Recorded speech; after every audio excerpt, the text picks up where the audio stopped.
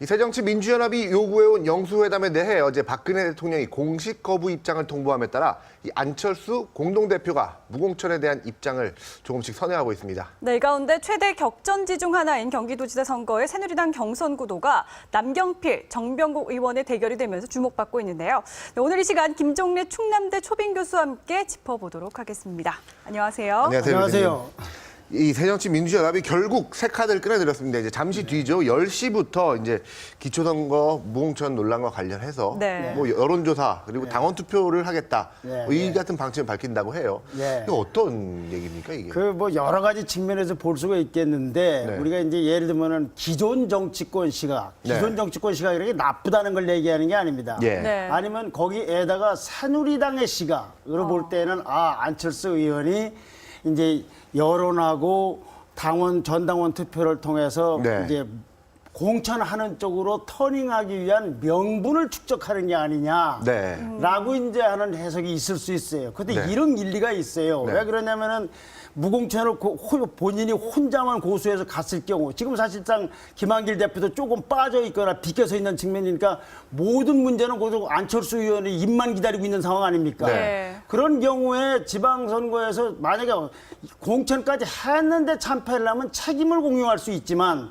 무공천을 해가지고 졌다고 하면은 광역선거 진건이 모든 걸 안철수 의원이 혼자 뒤집어 다 쓰게 뒤집어 되겠으니까 속된 말로 아주 야한 표현으로 하면 방송용어는 적합하지 않겠습니다만 독박을 쓰는 상황이 될지 모르니까 네. 한다고 명분을 받아서 터닝하려고 한다는 회군한다는 네. 그것이 기존 정치권 시각이고 또한 새누리당 시각이고 아마 많은 분들이 그렇게 생각할 것이고 저도 그렇게 생각하는 측면이 없는 건 아닙니다. 네. 그러면 이제 기존 정치권의 시각에 대해서 저희가 좀 살펴봤는데 안철수 대표의 생각은 어떨까요? 그렇죠. 안철수 의원의 새정치라는 시각에서 볼 때에는 아마 이럴 겁니다.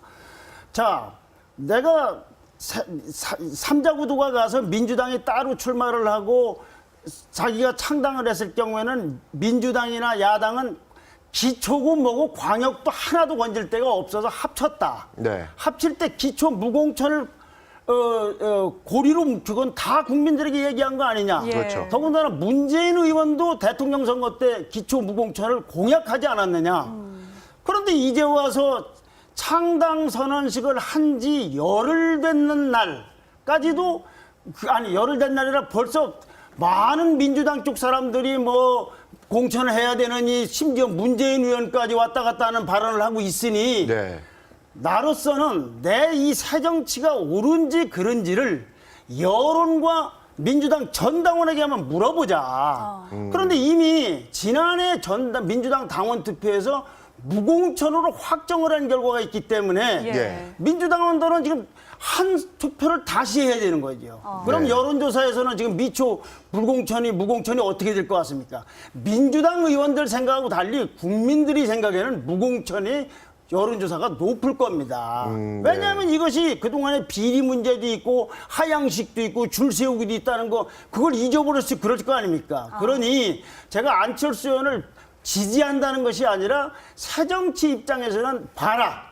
국민들이 이렇게 하지 않느냐라고 하는 의미가 있기 때문에 사실은 여론을 통해서 청와대나 새누리당뿐만 아니라 특히 민주당에서 자기의 발목을 창당하자마자 잡고 있는 친노 세력을 겨냥하는 측면이 많을 겁니다. 이 결과 이렇게 나왔으니까 친노 세력이 이제 여기 두말하지 마시고 두말하지 말라. 예. 결과가 그래서 될 아까 것이라고. 말씀드린 대로 기존 정치권 시각도 있고 네. 안철수 의원에게는 새정치 시각도 있는 복합적인 것이 있는 것이지 네. 저 사람 뭐 약세니까 이제 쓱 빠지려고 그래. 이것만 있는 건 아닐 거라는 얘기죠. 합당이 고리이고 네. 민주당에서 그걸로 하자고 그랬고 또 합당을 했기 때문에 광역은 안전하게 됐지 않습니까? 네. 그러니까 선거에 무난하게. 그리고 승패는 기초단체로 보는 일이 별로 없어요. 더군다나 문재인 의원도 대통령 선거 때 공약을 내세운 거라 그렇다는 얘기죠. 네. 그 여론조사랑 당원투표 1대1 방식으로 해서 이제 조금 뒤에 그 관련해서 입장을 발표할 것으로 나오고 있는데 일단 무공천이 될 수도 있고 공천이 될 수도 있잖아요. 그건 이제 여론조사와 예. 전당원의 투표 결과로서 이 여의도 정치권이 생각과는 달리 네. 일반 당원이나 혹은 국민들이 무공천하라고 그러면은 안철수 의원으로서는 새정치의 대승리라고 볼 수가 있겠죠. 네. 무공천이라야 그러니까 오늘부터 발표한다면 김한길 대표하고 만철수 의원은 자기들이 논리에 따라서 전국을 다니면서 무공천해야 된다는 반대 말하자면 연설을 하든지 네. 홍보 활동을 한번 다니겠죠. 내가 맞는 거 아니냐라 국민들에게. 네. 그래서 이제 50대 50 당원 국민 투표에서 무공천으로 결정된다 하면 이제 국민들의 관심은 그럼 선거가 도대체 어떻게 되느냐. 어쨌든 기호 2번은 없어지는 거 아닙니까? 그런 상태를 가지고 네. 그러니까 어느 기초단체에는 나온 인물도 중요하지만 그렇게 공천을 강행한 새누리당과 네. 그리고 공천을 국민의 뜻 일부 그리고 민주당 당원 새정치연합의 당원들의 뜻에 따라서 하지 않은 그런 것까지도 정치적 판단을 해서 평가를 해서 네. 뭐 이제 투표를 하든 말든 누구를 투표하든 그런 결과가 나오겠죠. 네. 그러나 이걸 승패로 보기는 어려울 겁니다. 광역은 모르지만은 네. 또 광역 선거에 실질적으로 영향 미치는 거와는 별개로 공천 안 한 당하고 공천한 당을 누가 이겼다고 할 수가 있겠습니까? 일단 하나의 선거에서 두 개의 규칙이 적용되는 거기 때문에 그렇겠죠. 근데 그치 안철수 의원 개인이 아니라 국민하고 야당 당원들이 그렇게 결정하길 바란다는 것이 아니라 결정했다면 그 또한 우리가 안고 가야 할 숙제이죠. 그리고 네. 이거는 선거 끝난 다음에라도 반드시 해결하지 않으면 총선 때, 다음 대선 때, 다음 지방선거 때 언제나 들끓는 이슈가 될 거 아닙니까? 네. 네. 일단 공천으로 가게 됐을 경우에는 어떻습니까? 안철수 대표 공천으로 입지가 좀 갔을 좁아질 것 경우에는 안철수 의원은 말하자면 실리도 잃어버리고 명분도 잃어버리는 거죠.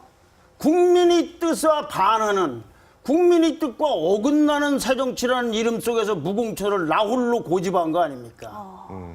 그렇지 않습니까? 네. 그러니까 실리는 잃어버리고 친노 세력이라든가 민주당의 지각을 가진 정치인들에 의해서 끌려갔고 그 새정치 깃발도 잃어버리고 하니까 아마 공천 하기로 결정나는 것이 한간의 시각으로 보면은 그거 봐 그렇게 해서 명분 빠져나가려고 한 거 아니야 하지만 속으로 새정치는 이제 사라졌다고 봐야 되겠죠. 네. 여러 정치 중에 하나로 가서 이제부터는 뭐 권력 투쟁을 하든 뭐 거리 투쟁을 하든 뭐 때를 쓰든 이제 뭐 기존 정치 하나로 다 그냥 들어가는 있던 정치, 거예요. 원래 새정치는 있던, 말 네. 간판을 내려야 되는 거예요. 네, 지금- 국민으로부터 지지를 못 받은 거 아닙니까? 네.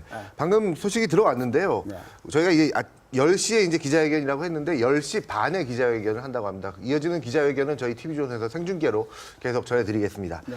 이제 경기지사 얘기로 넘어갈까요? 네, 네, 네. 이 새누리당 경기지사 후보가 이제 남경필 의원 그리고 정병국 의원 네. 이제 양자 대결 구도로 좁혀졌습니다. 네. 볼만할 것 같은데요. 글쎄 나는 우리나라 정치사상 저런 단일화는 나 처음 봅니다. 그러게요. 세 명이 나와서 누가 나오라고 한 것도 아닌데 전부 자발적으로 나와서 당에다 대고 우리 해주세요. 나 좀 뽑아주시든지 나를 빼주세요 소리를 하는 거. 네. 그러니까 한간에서 나온 것처럼 경선을 할 때 후보들이 부담해야 돈 8천만 원 내지 9천만 원이 아까워서 그런다는 소문까지 있을 정도에 그러니까 뭘 중간에 그렇게 할 뻔 나오지를 말든지 단 한 표가 나오더라도 할 거만 해야지. 정치인이 저건 굉장히 무책임한 자세라고 봅니다. 네. 서울에서는 누구 끼워달라고 난리, 거기서는 빼달라고 난리, 그 바로 인접 지역에서 그런 선거가 어디 있습니까? 그러나 어쨌거나 둘이 돼서 아주 재밌는 그 관전법이 생겨났죠. 네. 승패는 모르지만. 네, 두 분 워낙 네. 또 친한 분들이니까. 그러죠. 키워드를 한번 보실까요? 네. 네, 키워드로 정리해 주셨는데 예, 지금 나오네요. 첫째, 이제 보수 진영의 개혁파 간의 대결입니다.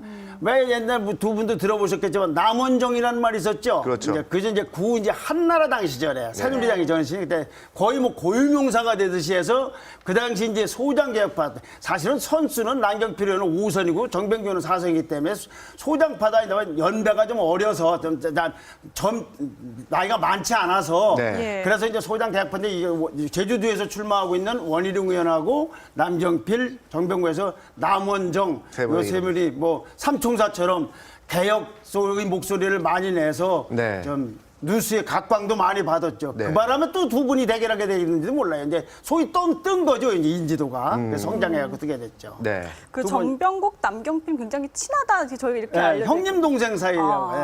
예. 정병구 의원이 나이가 좀 많죠. 네. 남경필 의원은 만 49세인가 그러니까. 네. 예, 두 번째 키워드 네, 한번 그거 확인해 볼까요? 보시죠. 네. 차출 후보와 자천 후보 간의 대결. 네. 아까 말씀드린 대로 남경필 의원은 정병구 의원은 자천 자기가 오래전부터 준비를 해온 분이에요. 근데 남경필 의원은 준비를 하지 않았지. 원래는 이제 원내대표를 하시다가. 원래는 뭐 예를 들면은 농구 선수대라고 했는데 갑자기 의과대학가라고 했다든지 이렇게 이제 저 원내대표를 준비하고 있었는데 뭐 좀 이쪽에서는 좀 불쾌하겠죠. 네. 그런데 하여튼 여기가 여론조사가 좀 높다. 그래서 강제로 막 떠밀다시피 해서 나와가지고 지금 했기 때문에 네. 자, 당에서 차출된 후보와 내가 자천에서 올라온 후보 간의 이제 대결이라는 측면도 또 좀 흥미로울 수가 있는 거죠. 네, 그렇군요. 세 번째 키워드 한번 볼까요? 네네. 세 번째, 비박 비박 후보 후보. 간의 대결입니다. 예.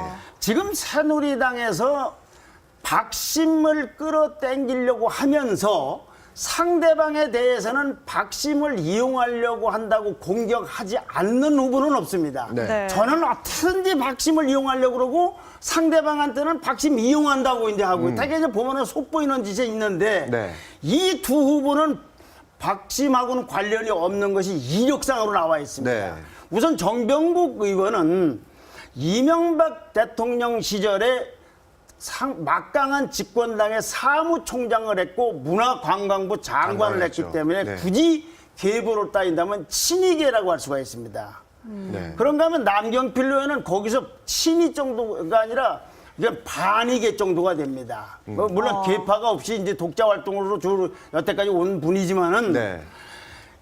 이명박 대통령이 취임하던 2008년 2월 25일 취임하고 그해 한 2달 안 돼서 4월 달에 총선이 있었습니다. 그렇죠. 네. 그때 제일 문제가 됐던 분이 죄송합니다만은 이명박 대통령의 형 이상득 의원이었어요. 네. 예. 그래서 포항에 있는 지역구니까 거기로 찾아갔습니다.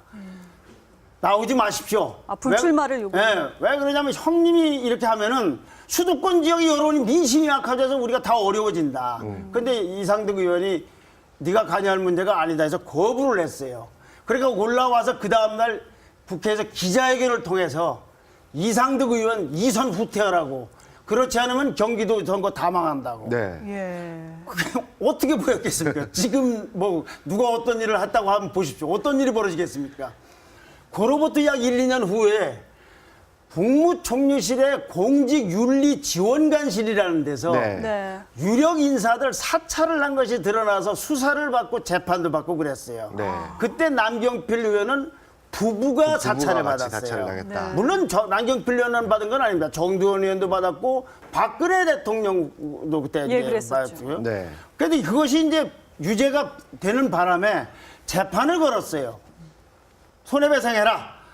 그래서 1억 원을 청구했는데 네. 1심에서 2천만 원을 받고 지금 항소 중입니다. 항소심이 재판 네. 중인까지 결과는 모르는 네. 거죠. 그런 관계이지만 그렇다고 그러면은 친박이냐 뭐 선대위나 뭐 할 때 뭐 별로 친박 소리 없지 않습니까? 그래서 여기는 친이냐 아니냐는 건 떠나서 비박 후보 간의 대결하고 있는 거의 드문 지역이다라는 말씀을 드릴 수 있습니다. 네. 서로 네. 그러니까 여기는 뭐 누가 박 대통령하고 가깝다 소리는 안 나와요. 그렇겠네요. 이것만 해도 훨씬 더 아름다운 경선이 될 여지가 있습니다. 네. 네. 마지막 키워드가 네, 떴네요. 경기파 이제 경기도가 워낙 크고 크죠. 유권자가 약 지금은 1천만 명 가까이 됩니다. 네.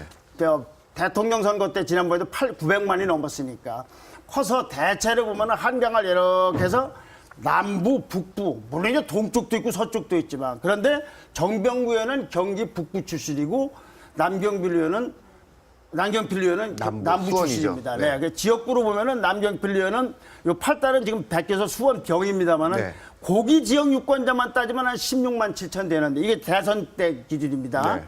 수원 전체는 이게 크니까 나눴지 않습니까? 네. 여기는 한 86만 명 되고 정병국 의원은 가평, 양평 인구가 적으니까 22만입니다. 그러니까 지역구로만 따지면 정병국 의원이 많지만 이 수원이라는 대도시나 남부, 북부로 따질 때는 남부가 훨씬 많고 그중에 예. 제일 많은 데가 경기도 유권자의 약 10분의 1이 있는 수원이죠. 그 네. 주변에 이제 뭐 안양, 동탄, 뭐 분당, 성남에서 거기가 이제 500만인가 600만이 살고 있는 그런 거대 집단이죠. 그러니까 이 굳이 따진다면 이건 뭐 제가 조심스럽습니다만은 네. 그럼 뭐 경기 남쪽 사람 분은 다 남경필 의원 찍고 그렇진 경기 않겠죠. 북부 사람은 다 정병국 의원을 찍는 건 아니지만 네. 한국에서 그래도 지역 간의 대결도 약간 흥미있는 요소여서 부추기는 건 아닙니다만은 그렇게 한번 소개해드려봤습니다. 지역 기반으로만 봤을 때는 남경필 의원이 조금 잘수 그렇다고 있다. 볼 수가 있겠죠. 또 이제 상대방에서 준비 중인 김진표 의원도 수원 출신이에요. 네. 네. 오늘 충남대 김종래 초빙 교수 모시고 이 새정치민주연합 공천 논란과 그리고 경기도지사 경선에 대해서 알아봤습니다. 네, 오늘 말씀 감사합니다. 고맙습니다. 감사합니다.